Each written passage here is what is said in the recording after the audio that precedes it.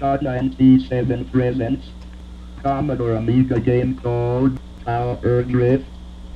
This game was requested by Polaventris. So what do you think about that intro, everybody? I can't tell you how much I've wanted to do that over the years. Don't anybody worry, that was just a tribute to Polaventris. I'm not going to be doing that from now on. It's just something I've been watching him for years, and I was watching Polaventris back when he used to point the camera at the television, and he'd have the Commodore 64 in the video too, so you could see his hands and stuff, you know, which I actually prefer, which is why you see all my videos with the camera pointed at the TV. It's not because I don't have a capture card, it's because I actually prefer the way it looks when you record the CRT. Wish every once in a while he'd do like a little throwback. He's like, oh, just this one video, I'm gonna go back to what it was like. Polaventris is fantastic, a fantastic channel. Can't tell you how many awesome Commodore 64 games I found by watching him. He would play the shitty ones, he would play the fantastic ones, and you got to pick and choose. It's like, oh god, that's a terrible one, don't want that one. But it was always funny watching it. Or then he'd get the gems too, and you're like, I have to have that. More games, I have to say, than any other place on the web I have found through Polaventris. I've been commenting on stuff for a long time, but he didn't know I had a channel, and he happened to release Dino Eggs for the Commodore 64 about a week ago. At the very same time, I released a Prehistoric Tale on the Amiga, which is an utter ripoff Dino Egg, so I used that as an excuse to just be like, it's funny, I just released a video for like this Amiga thing that looks just like this or whatever, and he checked it out and he subscribed to me. I got Polaventris to subscribe to me. That's awesome. But last week he also released a video for Power Drift on the Commodore 64, which I love. Power Drift on the Commodore 64. It's a fantastic game. It's one of my favorites for the Commodore 64. I play that a lot, actually. It's fantastic music. The gameplay's pretty good.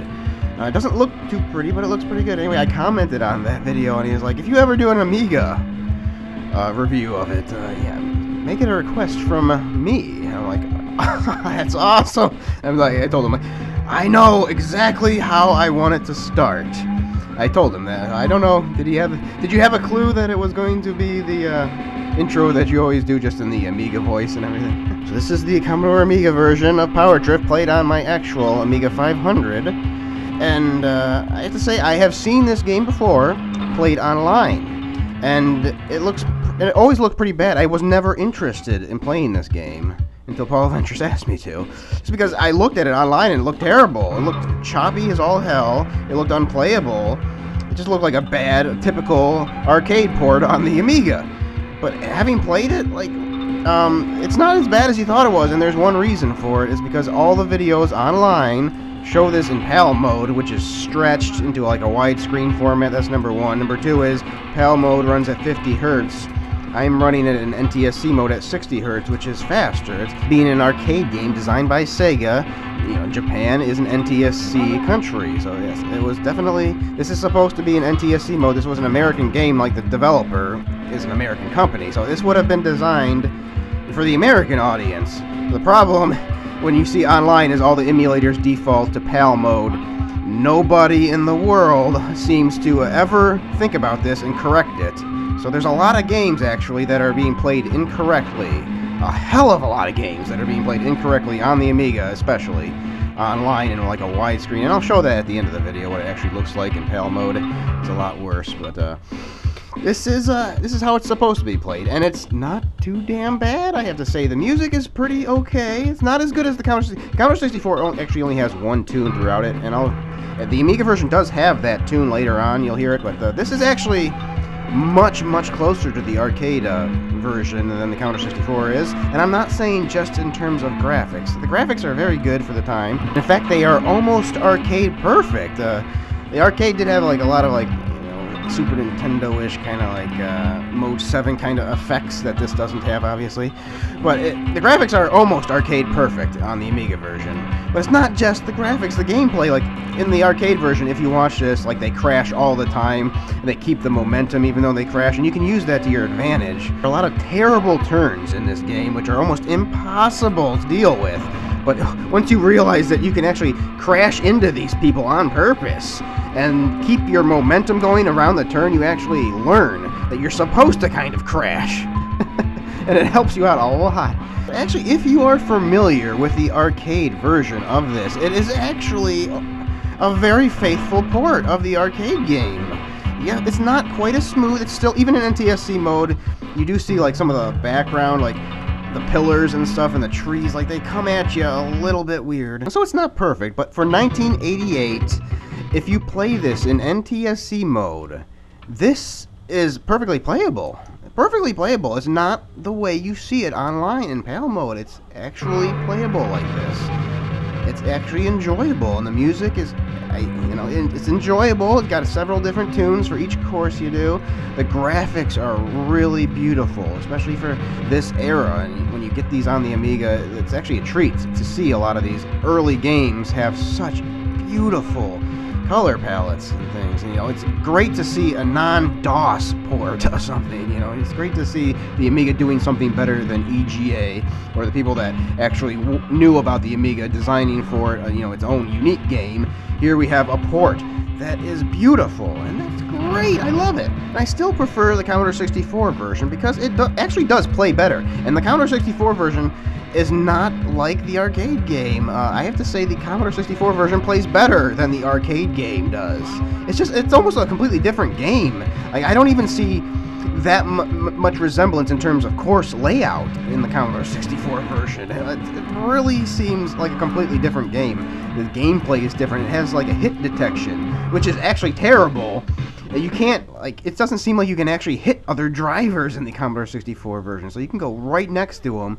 You never crash in the Commodore 64 version, but it's fun the entire way, which makes it a little better, actually. Just the funness factor is better for the Commodore 64 version, but when you actually look at the arcade, the original arcade cabinet of this game, the Amiga version is the better of the two conversions, actually, which shocked me because I didn't think that would be the case at all. Although if you are a subscriber to my channel, you will have seen many videos I have done about NTSC games being played incorrectly on the internet. Like, nobody. I'm the only one, I swear to God.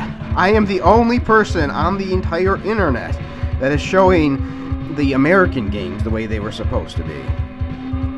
Chances are great that if you see an Amiga game online that looks like it's widescreen somewhere, it has like a modern type of monitor ratio, aspect ratio, if you see that, the chances are astronomical that was supposed to be an American game, a 320 by 200 American game that would have been designed to be stretched into a 4:3 aspect ratio, like the old monitors used to be. But in Europe, it was different. In Europe, the 320 by 200 was displayed within their 320 by 256 PAL screen. So it looked widescreen to them, and all the emulators default to PAL mode because PAL mode will play everything. It'll play PAL games and it'll play NTSC games. NTSC mode will only play NTSC games.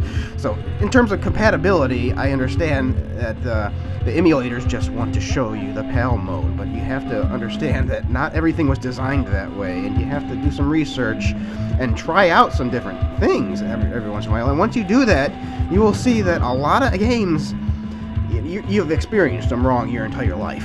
This is how it's supposed to look. You look at the faces, you look at the cars, and that is a correct proportion of a human face. You look at the Amiga PAL, you look at this game in PAL mode, those faces are a little fatter, the cars are a little wider, and you look at the arcade game and you're like, no, these do not match. Here is the Amiga playing that same tune that the Commodore 64 had, and it's definitely not as good as the Commodore 64. The SID chip makes this tune sound better, or whoever composed it definitely, made it sound better on the Commodore 64, and the Commodore 64 only has the one track, so you better make it sound good. After playing this game for a while, I kind of dig this version of it too. It's not bad. I like it. It's definitely got some Amiga uniqueness to it, and it's not as good as the Commodore 64, but it sounds great.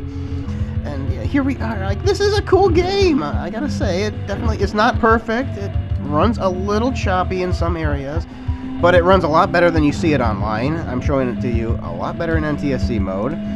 It's got so many varied graphical things, like we got rivers, we got night stages, we got huge Coca-Cola bottle caps. Does anyone notice that the Coca-Cola caps say drug at the very top of it?